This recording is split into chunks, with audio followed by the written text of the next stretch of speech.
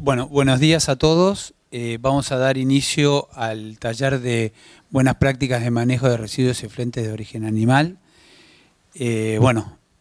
Para presentarme, yo soy Hernán Dillon, de la Regional APRESID de Trenquelauquen. Y bueno, les voy a pedir que pongan los celulares en modo silencio. Y ahora voy a pasar a presentar a el que va a dar el taller, que es Martín Torres Dugan, que es ingeniero agrónomo y magíster en Ciencias del Suelo de la Universidad de Buenos Aires. Se desempeña profesionalmente en Tecnoagro SRL en el área de fertilidad de suelos y fertilización de cultivos.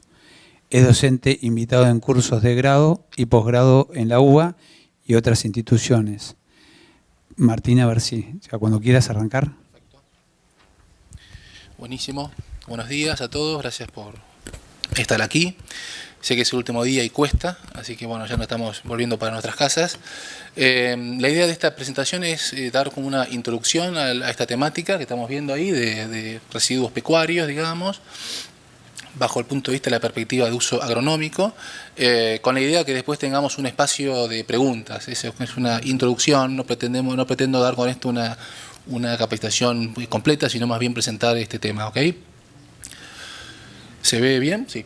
Bueno, entonces más o menos los temas que vamos a estar cubriendo tienen que ver con, digamos, caracterizar un poquito cuáles son las características que tienen los residuos de origen animal, cuál es su beneficio, qué propiedades, qué valor nos pueden dar como recursos. Y después nos vamos a dedicar una buena parte de la presentación a ver cómo se plantea, cuáles son los factores a tener en cuenta para el diseño de un plan de aprovechamiento agronómico de residuos, ¿sí?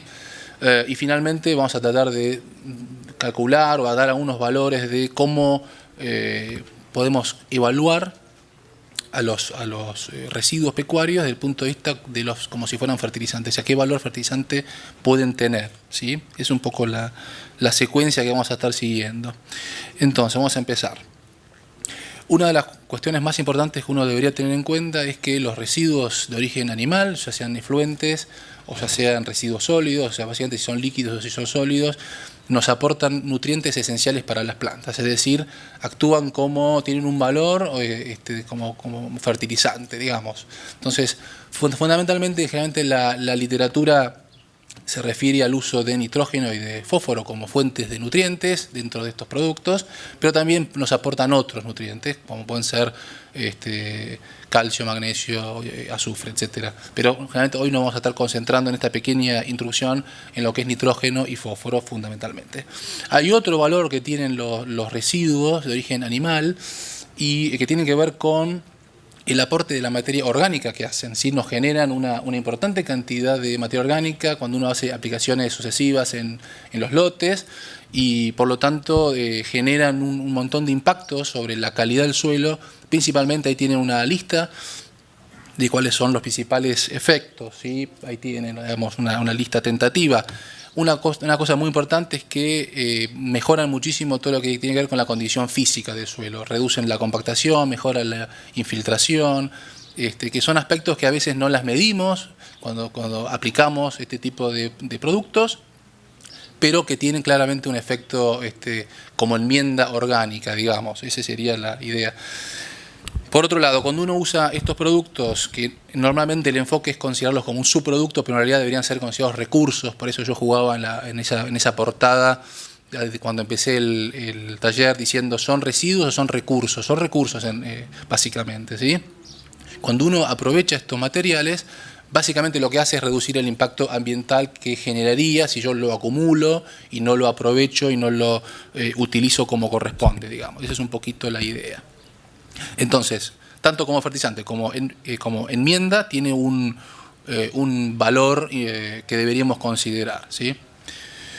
La realidad es que cuando uno mira datos, estos son datos de la tesis de doctorado de Alejandra Herrero, que es de veterinaria de UBA, que muestran, si ustedes ven en el gráfico de la izquierda, son el porcentaje de tambos, por ejemplo, que usan los efluentes como abono, ¿sí? Como fertilizante fundamentalmente. Si ustedes se fijan, normalmente esas son las distintas cuencas lecheras Esto sería Abasto Norte, Abasto Sur, etcétera, etcétera. Entre Ríos y hacia la derecha tienen la parte de las cuencas lecheras que están en el sur de Córdoba, y en Córdoba y Santa Fe. En general ven que los porcentajes, sacando Entre Ríos, que es donde más se reutiliza, digamos, los efluentes, en general el porcentaje de tambos, por ejemplo, que utilizan estos efluentes como fertilizantes es bastante bajo. Es decir, nosotros estamos viendo en nuestro país niveles de reutilización bastante bajos. A nivel mundial, Estados Unidos, Europa utiliza, por ejemplo, 70%, 80%, 90% de los residuos pecuarios que se generan, se aprovechan en general en los propios campos, en general dependiendo obviamente de las posibilidades. Pero nosotros estamos realmente con niveles muy bajos. Si se llega a ver la figura de la derecha, fundamentalmente vemos cuál sería el porcentaje o el destino de los efluentes tratados, es decir, los efluentes de las lagunas de estabilización que se utilizan como abono. Estamos hablando de un 17%, si es que no veo mal. Es muy pequeño cuando uno ve datos relevados a nivel de casi todas las cuencas lecheras. Es un ejemplo simplemente para comentar que en general el uso es bastante bajo.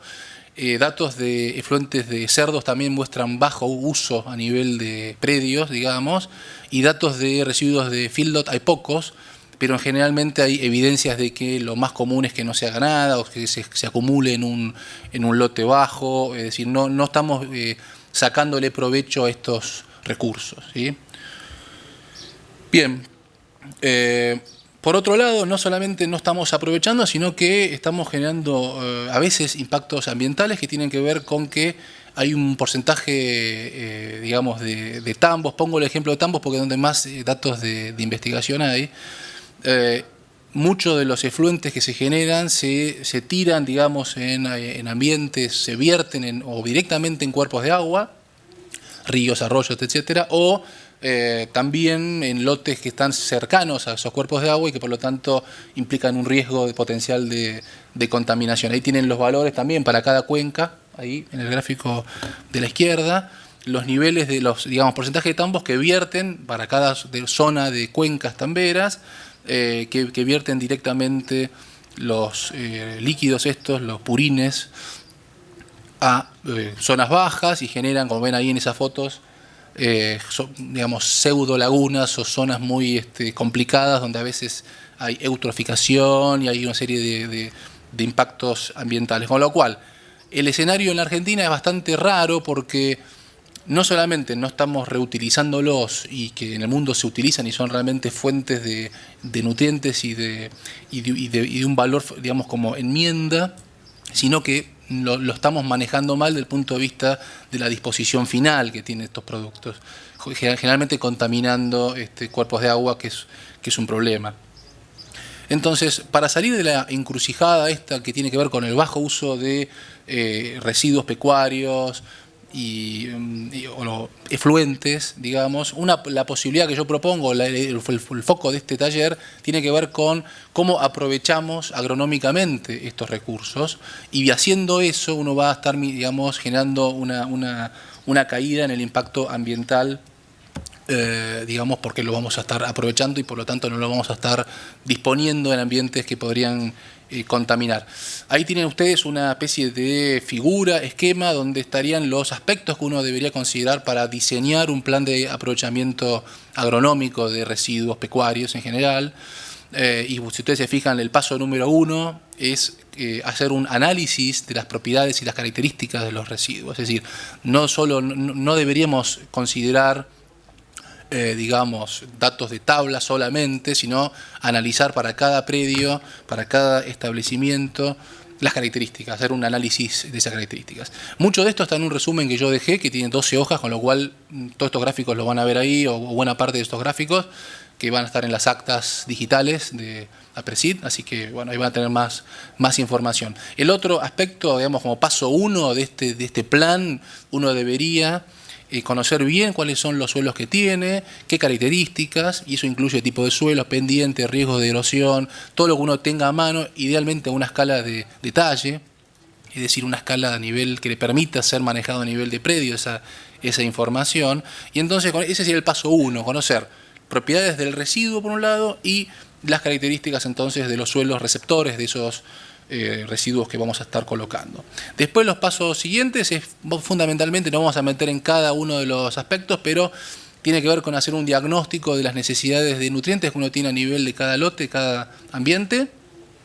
Y generalmente uno lo que hace es manejar los efluentes y los residuos como fuente de nitrógeno en general, para poder justamente no aplicar dosis muy altas y generar un impacto. Entonces, la base en general de cálculo de las dosis de residuo suele ser en base a nitrógeno, sobre todo cuando tengo suelos con niveles bajos de fósforo, que es lo que predomina en buena parte de los suelos de la región pampeana. Y en situaciones donde yo tengo buenos niveles de fósforo, quizás uno puede usar estos residuos para reponer fósforo, por ejemplo, y manejar nitrógeno con fuentes convencionales. Es decir, uno puede complementar este tipo de recursos con fertilizantes convencionales, que esa es un poco la idea que uno debería tener en cuenta, ¿sí? Y después, hacia el final, ustedes se fijan ahí en la parte inferior, cualquier plan de uso agronómico de residuos y de efluentes debería tener en cuenta hacer balances de nutrientes, chequear cuestiones que tienen que ver con la gestión ambiental, es decir, integrar este plan, que el foco es agronómico, con un plan de manejo de la gestión ambiental, los tratamientos que tenemos que hacer en estos materiales, monitorear la calidad de los suelos y de las aguas, fundamentalmente de capa freática, muy importante. Todo el plan de aprovechamiento de residuos debería tener un plan, digamos, o debería implicar un monitoreo de suelos y un monitoreo de la capa freática también, calidad de aguas,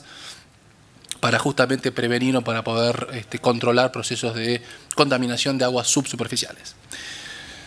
Entonces, acá simplemente, y en las actas lo van a tener bastante más largo, tienen una idea de qué propiedades medir en los distintos recursos, ya sean efluentes, que son fundamentalmente productos líquidos, que tienen menos del 10% de materia seca, y residuos sólidos, que normalmente tienen más del 20% de materia seca como dato, digamos, de clasificación. Si ustedes se fijan, saquen fotos, pero después lo van a tener en las actas, no se preocupen. Lo que uno más pretende mirar cuando analiza en laboratorio estos residuos o lo que pretende predecir es qué riesgo voy a tener o qué impacto puede tener estos productos en lo que tiene que ver con la salinización que puede haber en el suelo, la alcalinización, es decir, por eso medimos pH y conductividad para ver un poco qué reacción tiene este producto y cómo podría funcionar en el suelo en términos de si podría aumentar el pH o no, o incrementar el contenido de sales. O sea, eso es un poco los dos primeros propiedades que están ahí en la parte superior. Y después, obviamente, lo que nos interesa conocer es qué contenido de nutrientes tienen. Básicamente nitrógeno y fósforo, pero también otros elementos que ustedes pueden chequear. Es muy importante en lo que es nitrógeno tener en cuenta las fracciones, distintas fracciones que pueden tener estos materiales, es decir, si tienen amonio o no. Normalmente ese amonio, si lo aplicamos en cobertura total, se pierde bastante parte, depende de la época del año. Si hay temperatura se suele perder.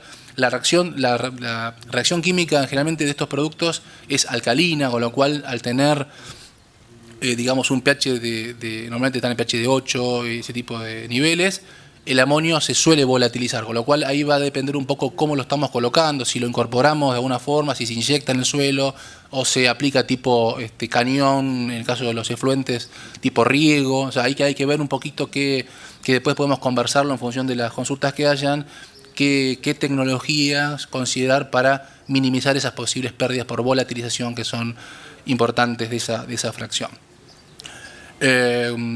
No mucho más de esto. Después, una cuestión que es importante, para el que no tenga datos de, cuántos nutrientes puede aportar, yo hice una síntesis en estas tablas, que básicamente es una revisión de Alejandra Herrero, que es una referente local muy importante, tiene un libro publicado sobre estos temas, y que me tomé el atrevimiento de sacar de su libro y hacer una síntesis en estas dos tablas, y ahí tienen los kilogramos de nutriente por tonelada de residuo en la tabla superior, y abajo en la tabla inferior tienen los niveles de nutrientes de los efluentes, purines como les llaman, que ustedes pueden considerar para cálculos rápidos. Como dije antes, deberíamos tener, porque varía mucho en función de el tipo de especie, la fisiología del animal, el tipo de dieta y varios factores más. Todos esos factores hacen que la, composición de los estiércoles sean distintos, entonces deberíamos considerar medir para cada establecimiento, ir generando una base de datos, en realidad, de datos propios de composición química de purines o de residuos que estemos manejando. Esa es la idea. Esto es una tabla para un cálculo rápido, digamos.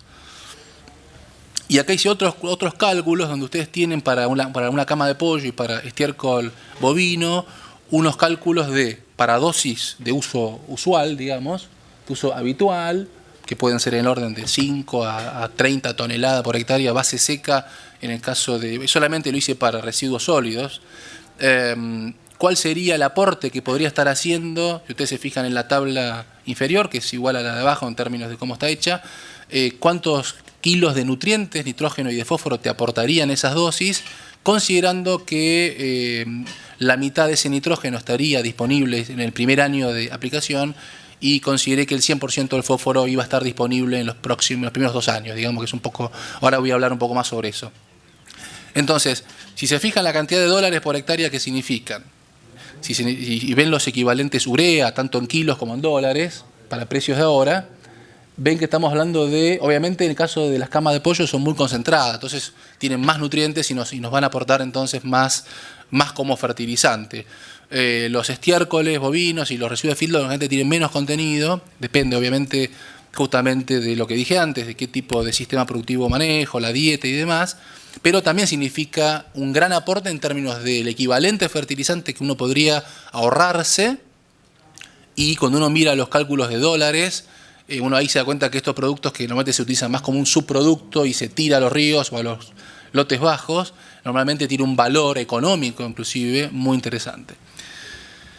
Uno de los desafíos más grandes que hay con el manejo de estos residuos es cómo estimar la disponibilidad que va a tener. Cuando uno quiere comparar estos productos con un fertilizante químico, un fertilizante tradicional, el gran digamos, dato que nos falta a veces es cuánto de esas fracciones, nitrógeno y de fósforo, van a estar disponibles ese año que aplico, que sería el que uno compara con los fertilizantes, es decir, cuánto es asimilable realmente. Entonces acá yo tengo unos datos de literatura locales y voy a darles algunos datos más de consultoría o qué es lo que se utiliza. Si ustedes se fijan en la tabla superior izquierda, lo que tiene ahí son los valores medios de cuánto se podría mineralizar de nitrógeno de distintos materiales, ¿sí? Distintos tipos de estiércoles, ya sean en algunos casos compostados. Generalmente el compostado reduce esa cantidad que se puede mineralizar, y lo que es importante es que también varía en función de los años, que es lo que muestra en la tabla superior derecha, digamos. En función de los años que va pasando desde que yo coloco ese producto, la mineralización va siendo menor, porque lo que va quedando son fracciones menos lábiles de la materia orgánica que está presente en ese residuo. Normalmente, desde el punto de vista práctico, cuanto más fresco es el material, menos compostado, uno podría pensar que entre el 50 y el 60% por ahí de ese nitrógeno orgánico va a estar disponible, y a medida que ese material se vaya estabilizando, ya sea en pilas en los establecimientos o se composte, va bajando. Y el desafío es generar literatura local, hacer ensayos para tener datos más específicos, ¿sí? O sea, empezar a generar más información respecto de cuánto realmente mineralizan estos materiales, que sería el cálculo que uno debería tener en cuenta cuando uno dice, bueno, a ver qué dosis de nitrógeno tengo que colocar. Yo tengo que saber más o menos cuánto nitrógeno que tiene ese fertilizante, ese residuo que yo medí en el laboratorio, cuánto sería comparable con un fertilizante, si no, no es que va a estar todo disponible para el cultivo, ¿sí? En el caso de fósforo, simplemente traigo una tabla, que tampoco es la idea de meterme, pero que sí les voy a comentar, es que muchas veces uno piensa que el fósforo total que tiene un residuo pecuario es un fósforo orgánico, y en realidad la sorpresa que uno se lleva cuando lee literatura técnica es que, si ustedes se fijan ahí, la columnita de fósforo inorgánico representa un porcentaje importante del fósforo total que uno mide en residuos pecuarios. ¿Por qué es eso? Porque mucho del fosfato que tienen esos residuos está como fosfatos cálcicos. Y del fósforo inorgánico, ¿sí? Una buena parte, que es lo que muestra acá, esta parte de esta columna, esta tabla, una buena parte de ese fósforo inorgánico, o sea, el porcentaje del fósforo total, está disponible rápidamente. Con lo cual, en otras palabras, muchas veces en términos prácticos, si uno considera el aporte de fósforo pensando en varios años, 2, 3 años, en un esquema de balance, reposición, ese tipo de cuestiones, uno toma que el 100% podría estar disponible de ese fósforo. ¿Por qué? Porque en realidad, si bien hay un componente orgánico, que posiblemente el 60% de ese componente orgánico esté disponible, hay un porcentaje no menor y gente mayoritario de fósforo inorgánico que está disponible prácticamente en su totalidad. En términos simples, normalmente uno toma que, si quiere ser conservador, el 60% del nivel de fósforo aproximadamente que tiene un estiércol podría estar disponible en el primer año, dato de literatura, pues hay que chequear más datos locales, y que si uno considera 2 o 3 años, digamos, con un esquema más de largo plazo, a los fines prácticos y para hacer balances, uno toma que el 100% de ese fósforo va a estar disponible para comparar contra un fertilizante tradicional, digamos, ¿sí? Espero que esto se entienda, después lo podemos llegar a charlar. Pero es importante porque hace a la esencia de cuando uno calcula, hace un plan ya de dosificación de nutrientes. Bueno, cuánto nitrógeno, en base al diagnóstico que uno hace previamente, cuánto material tengo que aplicar, asumiendo una cierta disponibilidad.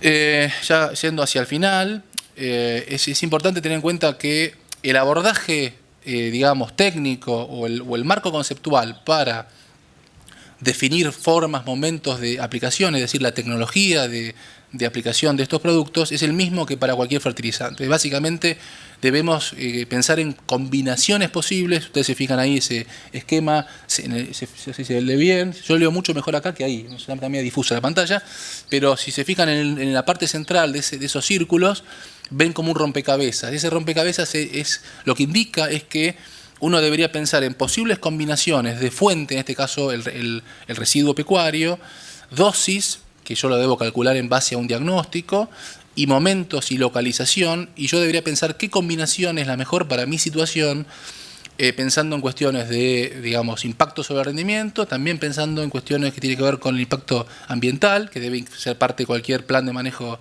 agronómico, y en otras palabras, no hay un plan ideal, el agrónomo es quien debería decir, bueno, para este tipo de estiércol, de residuo, yo debería, y para esta dosis que tengo que colocar, la mejor estrategia de aplicación en cuanto a momentos y formas debería ser con tal maquinaria, en tal momento. Ese sería un poco el mensaje. Hay distintas formas, muy importante el tema de la maquinaria, son fotos de la web que saqué, digamos que uno puede chequear, no son fotos propias, simplemente para mostrar que hay diferentes maquinarias, diferentes formas de aplicación que debemos tener en cuenta. Generalmente un aspecto central en la aplicación de residuos, ya sea residuos tipo sólidos o purines, es tratar de minimizar las pérdidas por volatilización de nitrógeno, sobre todo de la fracción amoniacal que tienen estos materiales. Entonces ahí la posibilidad de ya sea incorporarlo o inyectarlo o aplicarlo en momentos donde haya menor temperatura,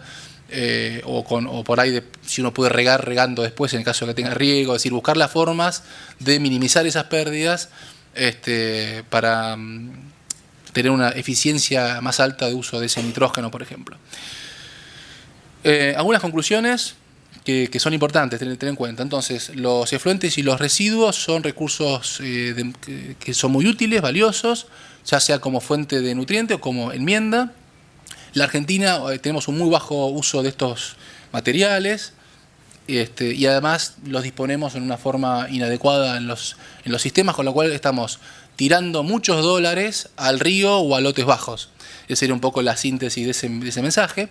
Y el aprovechamiento y el pensar en un plan de aprovechamiento integral nos permite justamente salir de la encrucijada de ese modelo de poca eficiencia agronómica, porque no aprovecho recursos que tengo de valor, y ambiental, porque estoy generando un impacto. La posibilidad de hacer un plan de manejo te permite de alguna manera aprovechar esos nutrientes, mejorar la calidad de los suelos, que tenemos muchos problemas en muchas zonas de compactación, erosión, etcétera, con un material que lo tenemos a mano muchas veces en nuestra zona. Y lo más importante es, al final, aquí hay mucho material disponible local para empezar a usar. Así ya para terminar, les comento, nosotros en Tecnoagro estamos generando bastante información, ya sea en la página web o en nuestras redes sociales, así que los invito a comunicarse digamos, vía redes sociales o vía web, como para plantearnos sus dudas y buscar más información. También les paso un chivo de unos cursos que se van a estar dando online, de un grupo Formate Agro, que yo estoy dentro de ese grupo, donde van a haber varios docentes, muchos investigadores y expertos dando cursos. Muchos de esos son sin cargo. Yo voy a dar unos sin cargo ahora en agosto, así que los invito también a seguirnos. Van a hacer webinars, muchos van a hacer cursos online, así que para gente que no puede ir a cursos presenciales será bienvenido que ustedes puedan participar. Muchas gracias y preguntas. Bueno, si quiere preguntas, me avisa. Martín. Voy a sentar acá, bueno, la luz esa me está matando. Dale. A ver. Martín, consulta. Sí. Vos cuando planteás qué nutrientes medir en el residuo, al fósforo solo planteás fósforo total, pero después cuando mostrás, digamos, los resultados de otros investigadores, planteás la importancia de evaluar fósforo inorgánico porque es el que posee mayor porcentaje de participación dentro del fósforo total. Sí. La primera pregunta, ¿por qué no consideraste dentro de la primera tabla fósforo inorgánico? La segunda, ¿los datos que mostraste son de planteos de engorde en el país o afuera? Porque si es afuera, yo esperaría que esos fuesen datos norteamericanos, y si son datos americanos, posiblemente nuestros datos de fósforo inorgánico sean mayores porque nuestros feedlots están planteados sobre suelo y no sobre concreto. Entonces yo esperaría a su vez que el fósforo inorgánico sea mayor porque cuando levantás el residuo también te está llevando suelo. Entonces, bien, bueno, por eso muchas preguntas. Vos no tenías que haber venido, pues sos amiga e investigadora, así que, si tenés, no, pero hay un solo micrófono, me quedo acá entonces. Ese es un trabajo internacional, yo no creo que de acá, parece que es de otro. Sí, pero es una revisión, sí, pero es una revisión de trabajos de afuera. El tema es el siguiente, la idea con el fósforo, cuanto más, digamos, complicás la idea es que uno pueda medir algo que cualquier laboratorio lo pueda medir. Cuando vos hablás de fósforo inorgánico, orgánico, es más complicado de separar por un laboratorio convencional, separar. Yo creo que en un futuro por ahí se puede separar. A nivel mundial se utiliza mucho el fósforo total y asumen un 100% de disponibilidad. Es decir, ¿por qué es eso? Porque asumen que en un modelo, en un esquema de balances de fósforo y demás, no tiene mucho sentido, digamos, separar tanto las fracciones. Sí está bueno conocerlo desde el punto de vista científico, qué pasa, pero desde el punto de vista del manejo, normalmente se compara uno a uno con un MAP, con un DAP. ¿Por qué? La razón es porque justamente, normalmente tiene un buen porcentaje, es muy comparable inclusive con una fuente convencional, digamos.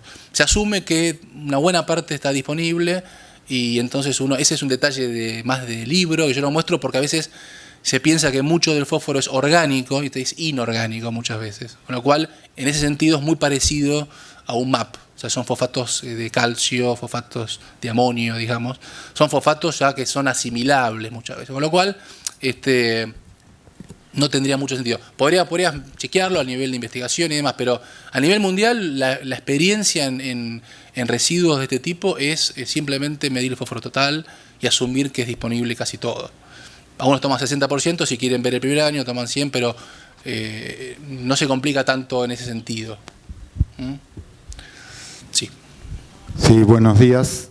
Quería saber las ventajas de hacer una división, separar sólidos líquidos y la ventaja, las mayores ventajas o desventajas que hay de utilizar directamente el estiércol sobre el suelo o compostarlo antes de... Está bien. Buena pregunta.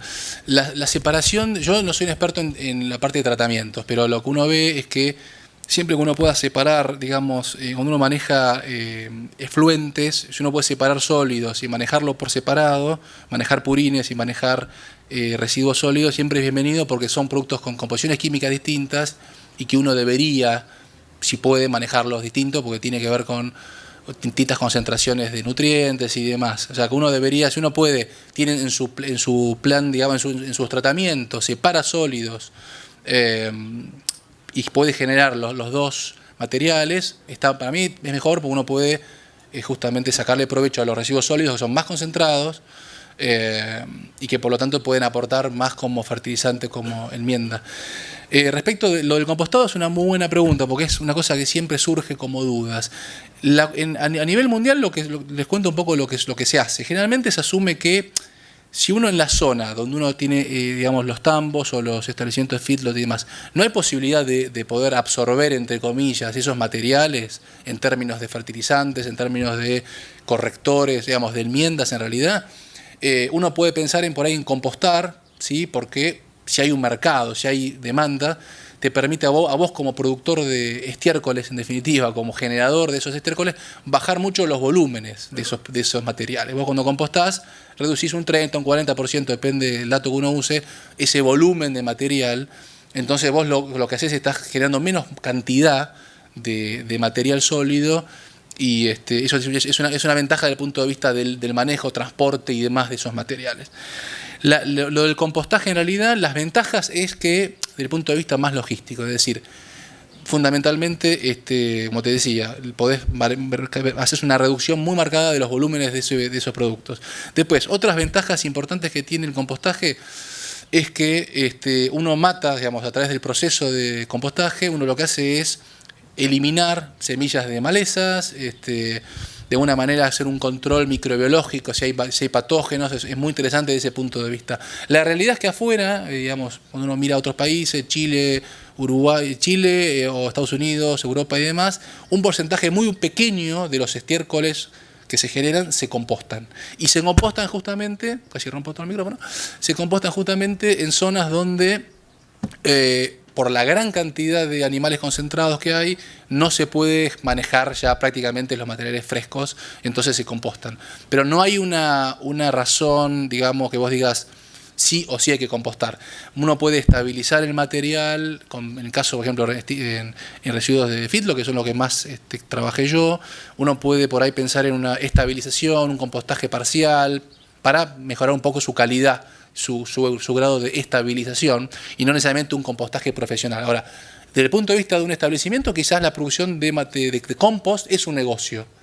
Entonces puede ser una forma también, en Brasil, por ejemplo, es muy común que productores de cerdos, por ejemplo, vendan directamente compost alrededor, en la zona donde producen esos cerdos. Entonces, es un negocio, tienen gente que vende, pero bueno, lo tienen que ver desde el punto de vista ya comercial, como una parte más, una unidad de negocio de ese establecimiento. Las ventajas, como digo, son esas. Matás malezas, si hay semillas malezas, reducís la carga de patógenos que pudiera haber, que en general el tema de los patógenos, muchas veces si uno, en el caso de los efluentes, si usa el sistema de triple laguna, o un tratamiento lógico, se baja muchísimo la carga, ¿no? Es una forma de estabilizar.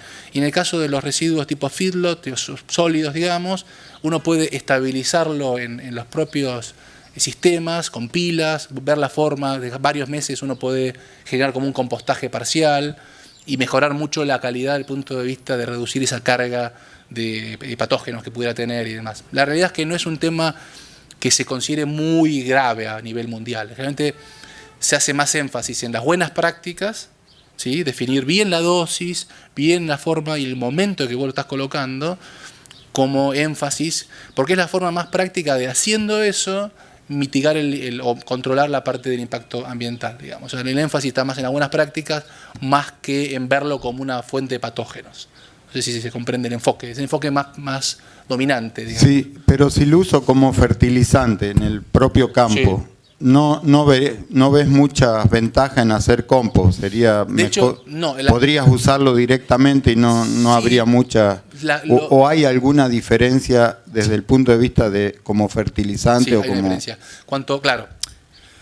Cuanto más estabilizado o compostado esté el material, lo que vas a tener es un material que tiene menos nitrógeno, por ejemplo, mineralizable. Es decir, si uno puede decirte datos, digamos, de literatura local, uno puede decir, no sé, un compost puede tener un porcentaje de mineralización del 10, 15, 20%, depende de qué tipo de compost, pero baja bastante. O sea, la desventaja del compost es, vos perdés parte del nitrógeno que durante el compostaje se pierde por lavado, volatilización, vos lo perdés durante el proceso de compostado.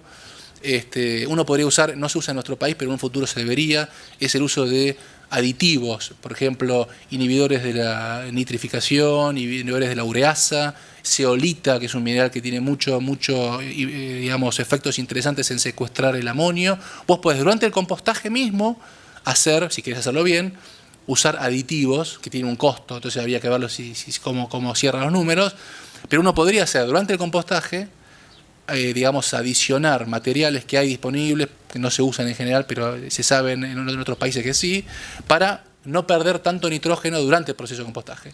Si no haces eso, que es lo que se suele hacer, que vos compostás pensando en tener un producto estable, homogéneo, y no te fijas tanto en preservar ese nitrógeno que vos tenías en el material fresco, lo que te pasa es que vos tenés un material fresco, tenés 50% de ese nitrógeno que mide el laboratorio, podría estar aprovechable en el primer año, y un compost tiene mucho más, es más de liberación lenta, es decir, tenés un 10 o 20% de ese nitrógeno que va a estar liberándose. O sea, que perdés nitrógeno, no sé si se comprende. O sea, desde el punto de vista agronómico, sería un producto no menos concentrado, sino con menos nitrógeno aprovechable por el cultivo. ¿Sí? Un compost versus un material fresco. ¿Ok?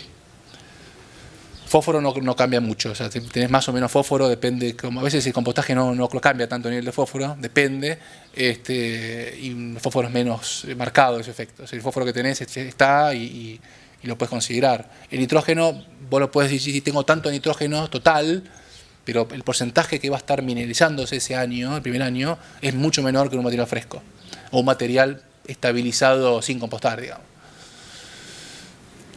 ¿Alguien más? ¿Alguna pregunta?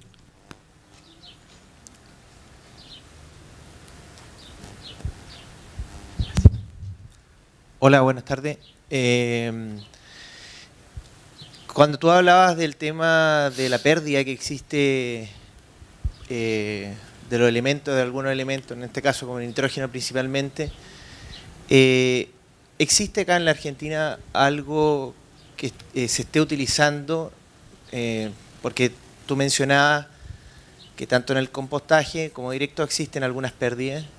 Estos aditivos que mencionaste, sí, que se estén utilizando o que se esté usando en alguna de estas áreas que mencionaste que se reutiliza, claro, este recurso.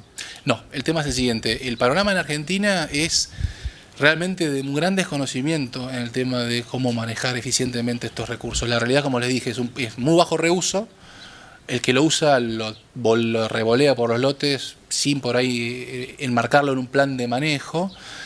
Y los aditivos que vos mencionabas básicamente sería el agrotein, que es un inhibidor de la ureasa, el NBPT famoso, el nitrapirín, que se usa mucho en Estados Unidos durante el compostaje, que sería el Instinct, el nombre comercial, se podría usar perfectamente para cuando vos compostás. Estados Unidos se usa bastante, justamente en zonas donde se produce compost. Por ejemplo, me viene a la cabeza Texas en este momento, típica zona donde hay una gran producción de animales en confinamiento y se controla mucho la parte ambiental, de las emisiones y las pérdidas por lavado. Entonces, sí o sí tenés que, si compostás, durante el compostado tenés que usar aditivos. Otro aditivo barato que uno tendría en Argentina es la zeolita, que es un mineral que se extrae en La Rioja para cama de gatos. O sea, uno compra una bolsita para el que tiene gatos y está usando zeolita, que vale fortuna. Si uno supiera lo que vale a la salida de la mina, yo conozco ese rubro, de la mina me refiero a la mina de producción de geología, no otra cosa, no vale nada, y la bolsita de gato no sé cuánto vale, pero es cara. Ese mismo material se usa en Estados Unidos mucho, se podría usar acá tranquilamente, para secuestrar el amonio durante el proceso de compostaje, por ejemplo. Secuestrás el amonio, el tamaño de celda que tiene, yo hice mi doctorado en este tema, el tamaño de la celda que tiene la zeolita es menor al tamaño de las nitrosomonas y las nitrobacter, con lo cual vos tenés secuestrado el amonio metido en la estructura cristalina de la zeolita y realmente tenés, y lo recuperás el amonio, es decir, te lo retiene en la estructura y te lo libera para las plantas, o te lo vuelve al sistema, con lo cual vos después del compostaje con esos materiales, por ejemplo, tenés un producto mucho más concentrado en nitrógeno, perdiste mucho menos nitrógeno durante el proceso y generaste menor impacto ambiental, que es lo que allá se controla más. Acá casi que no se controla nada. Como les dije, en los efluentes de tambo, un 20, un 30%, por quedarme corto, de los productores tiran el efluente en zonas bajas, en, no sé, en las cunetas, en, no sé, lugares así bajos, o en ríos directamente, con lo cual acá estamos todavía bastante lejos, y por eso la idea de este taller, muy lejos de aplicar buenas prácticas en el manejo de estos materiales. Pero hay mucho camino, tanto desde el punto de vista de la investigación como desde el punto de vista de la extensión, sobre todo. Sí.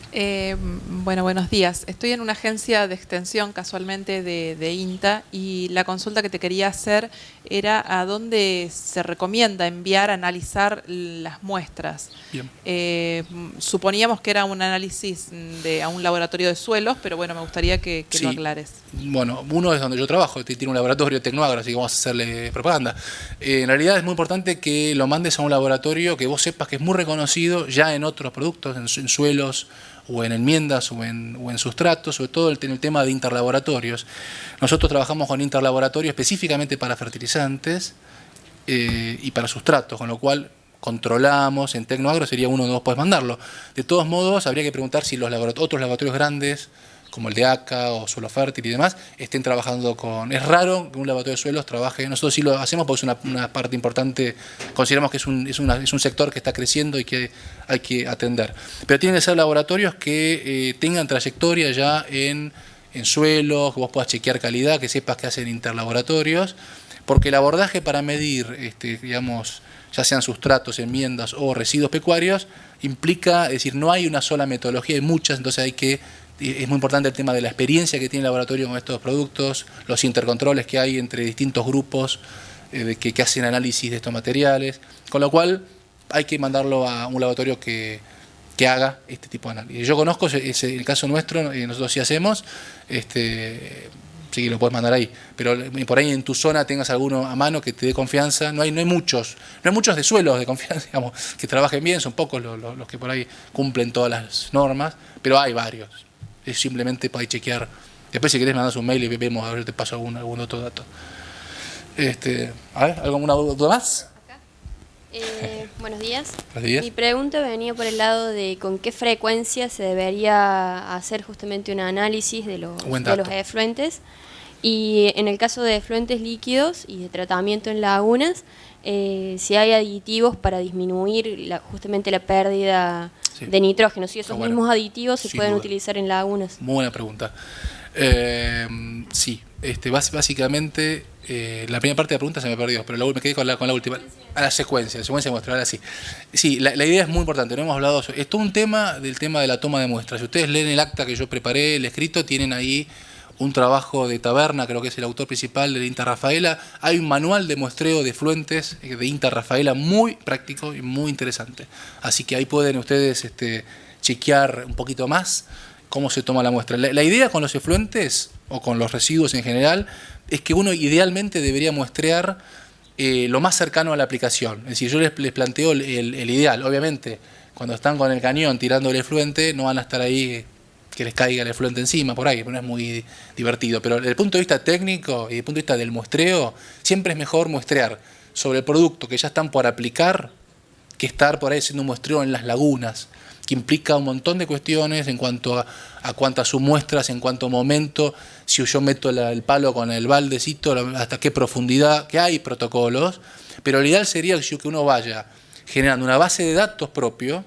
Básicamente la frecuencia va a depender, digamos, en base a que si uno piensa que puede haber cambios en la composición de las raciones, durante el año puede haber cambios en todo lo que implique cambios en la alimentación de los animales puede dejar un impacto en el cambio de los estiércoles y por lo tanto puede cambiar la composición. Lo que es importante es la intensidad de la toma de muestras, tratar de usar submuestras, o sea, una buena cantidad que uno puede hacer. No hay un dato tan matemático.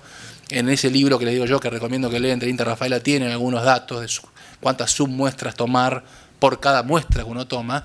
Pero la idea el enfoque que yo trato de estimular es que cuando uno muestrea acerca de la aplicación, tienen un dato más real de lo que están colocando.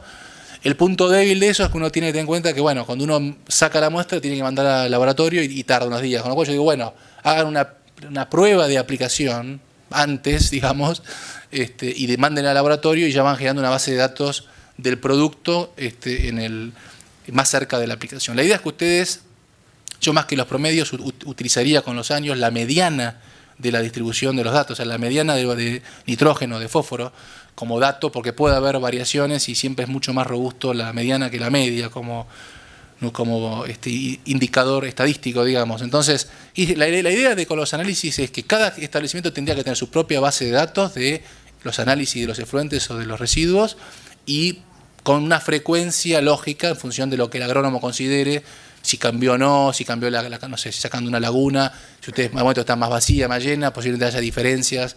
Entonces, tratar de captar esa variabilidad temporal que pueda haber y espacial, lo resolvemos un poco con las submuestras, y tratar de, tener esa base de datos. Después viene todo lo que es más la alquimia, como digo yo, que es ver cuántos de esos nutrientes están disponibles. Está bueno, yo siempre soy de decirles que hagan ensayos de campo, probando distintas dosis, viendo a cuánto responden los cultivos. Uno ahí puede inferir cuánto nitrógeno, cuánto fósforo tomaron esos cultivos, y entonces hacer como equivalencias con lo que uno conoce ya de fertilizantes químicos o fertilizantes tradicionales. Es decir, hay mucho camino por recorrer en investigación también, porque uno habla de estos datos. La idea es que uno, en vez de, yo le dije, 50% de ese nitrógeno, la idea es que uno pueda aproximar un valor, un coeficiente de mineralización, por ejemplo, de nitrógeno específico para cada campo, es decir, para cada sistema productivo, en función de la calidad de ese material y demás. Por ahora, obviamente, a nivel de consultoría uno puede chequear más datos y demás. No hay, demasiados ensayos, pero hay muy buenos libros. Si ustedes se fijan en las actas que yo mandé, en ese escrito, y si no está en el escrito, no hay actas, porque no sé si la habrán subido a la web o no, me mandan un mail. Pongo después, si quieren, si es que la veo la presentación de vuelta, la primera portada. Me mandan un mail y yo les vuelvo a fondo. Les puedo mandar más información. Acá, no veía esto. Para, ahí lo vamos a ver. No me hace ganar, che. Ahí tiene el mail, los dos mail míos. Hay bastante información, hay muy buenos libros, ¿sí? de la UBA, hay manuales muy buenos del Ministerio de Agroindustria, que hay para cerdos, hay para todo el tema de aves, hay buenos materiales del INTA, es decir, hay mucho material desconocido por el público en general y que uno debería por lo menos empezar por ahí como para tener alguna información local, o por lo menos referencias de uso de este tipo de materiales. Y después uno a nivel de campo generar, si tiene ganas y tiene tiempo, algún tipo de ensayos y demás para ir viendo cómo responden los cultivos y realmente esos aportes que uno estima que está haciendo que se traduzcan en respuestas, ¿sí? En lo que uno vea esas respuestas en los ensayos. Perfecto, sí. En nuestro país no se usan, pero perfectamente en Estados Unidos sé que se usan los mismos aditivos que dije antes para el compostaje, los puedes usar para las lagunas de estabilización. En Estados Unidos se usa mucho, más y mucho, pero se usa. Directamente poner en las lagunas una cierta cantidad de aditivos para reducir las emisiones que vos vas a generar, ya sea en la propia laguna, como también después en post-tratamiento, o sea, después de que vos tratás esos materiales. Acá no se usa nada, hasta donde yo sé. ¿Existe algún parámetro o desde cuándo es conveniente en un tambo separar los efluentes entre líquidos y sólidos? ¿Cuándo es económicamente rentable separar los efluentes? Esa pregunta no te la puedo contestar. Deberías preguntarle, mira, hay una profesora que está en UBA que es Alejandra Herrero, hay una otra persona que está en veterinaria de la UBA que se llama Susana Gil. Ellas son expertas en esa parte de tratamiento. Yo no manejo. Por supuesto, lo que es importante es que cuando la evaluación de los efectos de los tratamientos, las variables que uno mide en los efluentes son totalmente distintos a los que yo mostré, digamos. Es decir, uno muestrea y mide la demanda bioquímica de oxígeno, demanda química de oxígeno, podés medir patógenos, es decir, cuando vos muestreas para evaluar efectos de los tratamientos, son distintas propiedades que uno mide, y eso debería haber un consultor ambiental que colabore en qué medir y cómo. Es muy difícil porque hay muy pocos laboratorios que midan, sacando laboratorios de investigación, es muy difícil algunas cosas que uno quiere medir, son caras y demás. Pero es muy importante que tener en cuenta que en un establecimiento moderno debería haber un consultor agronómico y un consultor ambiental, o uno que sepa las dos cosas. Yo me manejo más la parte agronómica, digamos, ¿sí? Hay seguramente valores de referencia y demás. Es cuestión. En ese libro que te contaba yo, hay un libro Alejandra Herrero, se llama Producción Animal y Ambiente, que es del año 2014, que se vende en veterinaria. Es un excelente libro para iniciarse con estos temas y habla mucho sobre lo que vos estás diciendo. Así que te invito a comprarlo. Sí, por acá. Sí. Quizás es un aporte y una pregunta también. Sí. Yo estoy trabajando en la zona norte de Santa Fe o centro norte de Santa Fe, zona plana, donde la distribución de los excedentes se está haciendo, pero simplemente porque rebalsa la fosa. Claro. Que es muy común. Alguien dijo esto no debe ser malo, lo tiramos en el campo.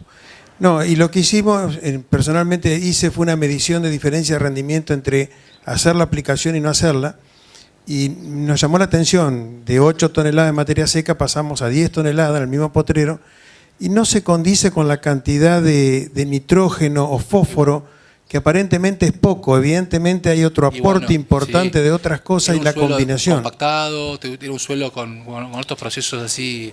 Sí, son suelos de tambo donde también se pastorea, ¿no es cierto? Por ahí pero están pisoteados. A veces hay un efecto que tiene que ver con, como yo digo, efecto de enmienda. Bueno, por eso hay algo más en eso, que es la materia seca que aporto, el carbono, y también se produce como una capa superficial que no evita la evaporación, conserva el agua. Mira vos. Lo que sí me parece importantísimo es que, como vos comentaste, hagan pruebas. Sí, la idea mía fue demostrar al productor que no le salía caro limpiar la fosa, le salía productivamente mejor. Claro. Más que los números de la cantidad de nitrógeno y fósforo, la respuesta está asegurada. Sí, y a veces una cosa, como usted bien dijo, a veces cuando uno mejora la condición física, por ejemplo, reduce la compactación, a veces lo que usted dice es así, a veces el hecho de aplicar material orgánico reduce las pérdidas por evaporación, mejora la retención de agua, y eso en definitiva lo ves en un mejor crecimiento de cultivo y no tiene que ver con respuestas a nitrógeno o fósforo puras. Por eso que hay que hacer ensayos para ver un poquito si uno lo está viendo, esas cosas.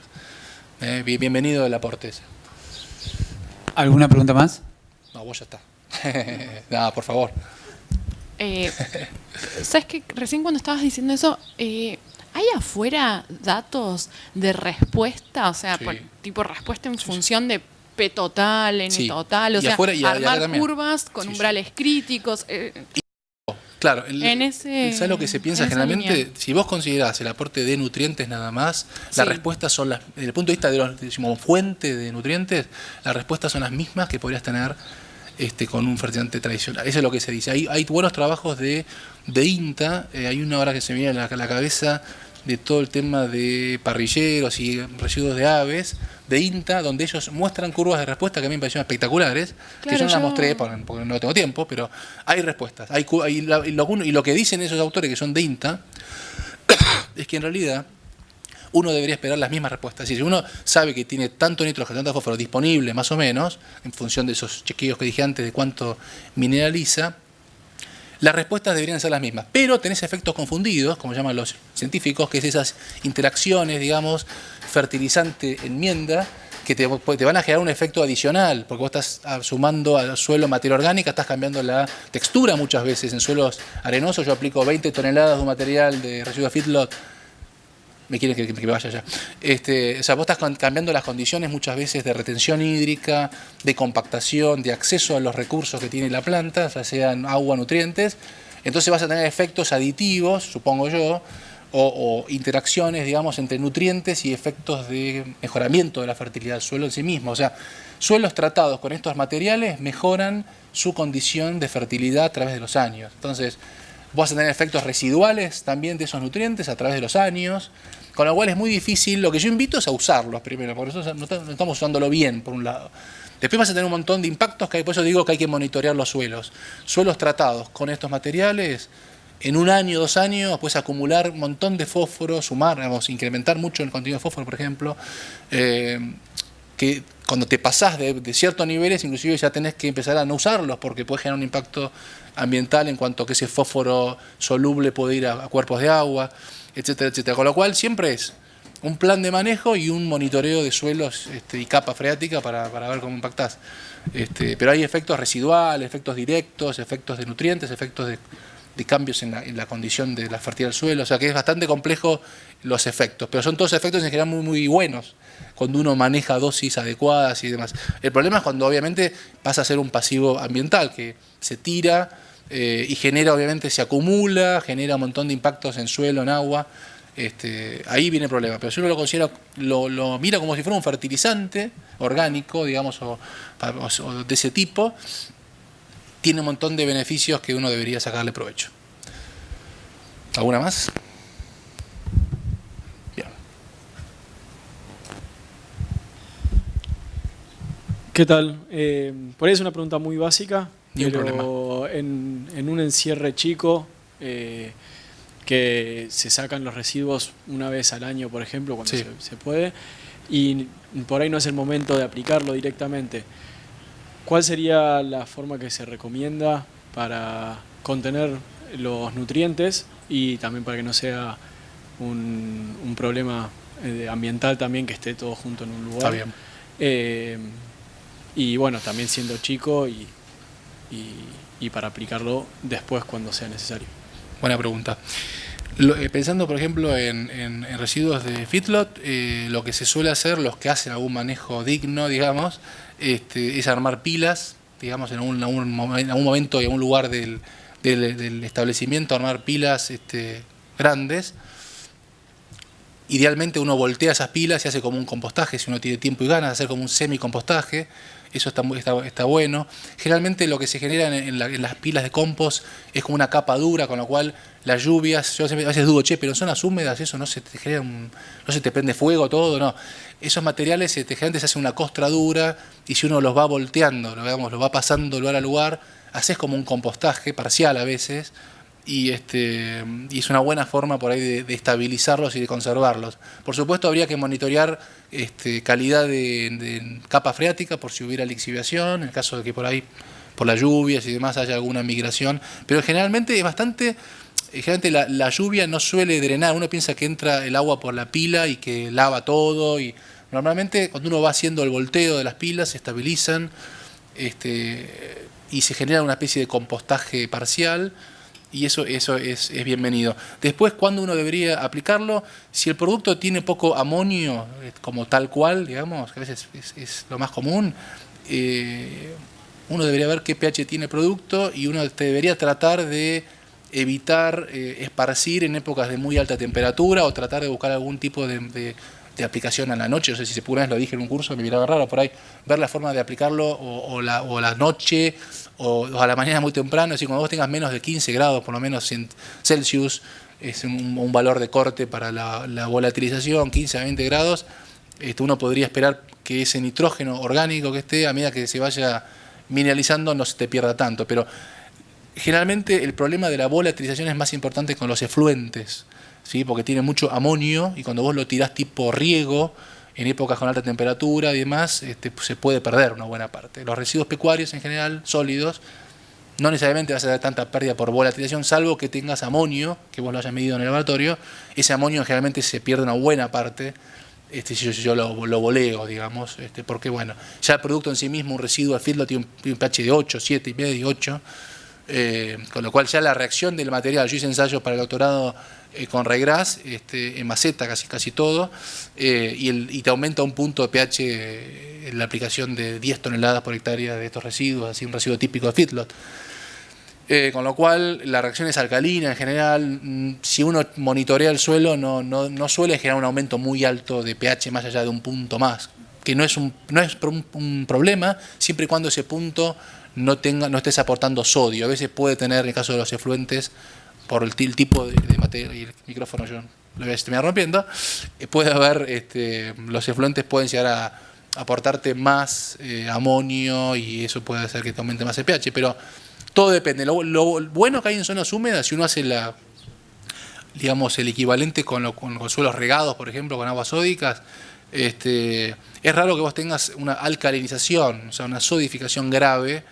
Es más común que vos tengas, por ejemplo, una salinización en caso de que apliques mucha cantidad de residuos de aves. Por ejemplo, a mí me han contado en Entre Ríos, cuando vos aplicás desmedidamente camas de pollo y lo vas acumulando, obviamente vas a generar una salinización, un aumento de la conductividad eléctrica, pero manejado en dosis tranquilas, o sea, dosis acordes a los nutrientes que estás colocando. Puedo darte un rango, no sé, de 5 a 20 toneladas, por poner un rango.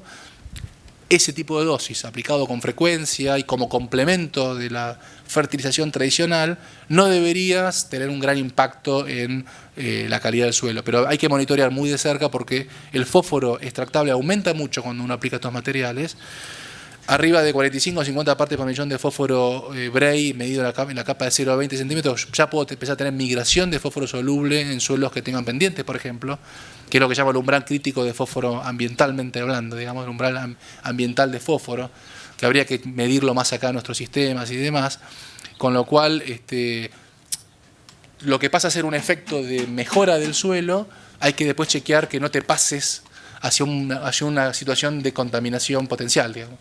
Que muy rápido puede llegar el fósforo sube muy rápido, la salinidad también te puede aumentar muy rápido, sobre todo con las camas de pollo que se aplican con dosis muy altas, con lo cual hay que monitorear, hay que tener claro que un plan de manejo tiene que tener un plan de monitoreo, de suelos. Sí. Buen día. Muchas preguntas, mejor, buenísimo. Sí. Bueno, yo estoy trabajando en mi tesis de grado sobre esto y quería preguntarte si la dosis de aplicación vos la tendrías que encarar más bien por la parte del nitrógeno que te aporta, por el fósforo, o bien por lo que decís vos, el posible riesgo de contaminación o salinización. Una buena pregunta. Si vos lees un libro de esto, te diría que por un tema, como el nitrógeno es el producto más reactivo en el ambiente, así que tenés más chances de que el nitrógeno no se te vaya, digamos, vos lo coloques y se pierda por distintos mecanismos. Desde el punto de vista ambiental, uno usa como base de cálculo el nitrógeno para definir la dosis. Por supuesto, cuando yo coloco ese producto voy a aportar fósforo también.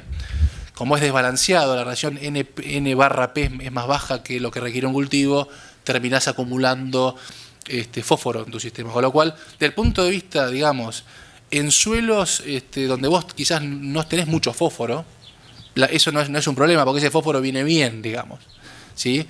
Y yo calculando en base a nitrógeno voy a reducir la posibilidad de que tenga nitrógeno. Si yo lo hago en base a fósforo, ese fósforo es poco móvil en el suelo, pero el nitrógeno que yo voy a estar colocando se va a perder seguramente en gran parte porque no lo va a estar tomando, o sea, no puedes controlarlo mucho. Entonces, el consejo es como en suelos con con deficiencia de fósforo, el cálculo en base a nitrógeno no es problema. El tema es cuando vos estás en niveles intermedios, donde por ahí no necesitas mucho fósforo y calcularlo en base a N te va a aportar. Entonces ahí la situación es decir, bueno, yo en bajo nivel de fósforo lo puedo manejar en base a N, digamos, en niveles intermedios tengo que ver, pero podría calcularlo también en base a fósforo, por ejemplo. Y el desafío es cómo ese nitrógeno, cuánto estoy aportando y en qué forma lo estoy colocando como para minimizar el impacto ambiental. Y en situaciones de muy alto fósforo es un desafío porque si manejas en base a nitrógeno, vas a estar aportando también mucho fósforo.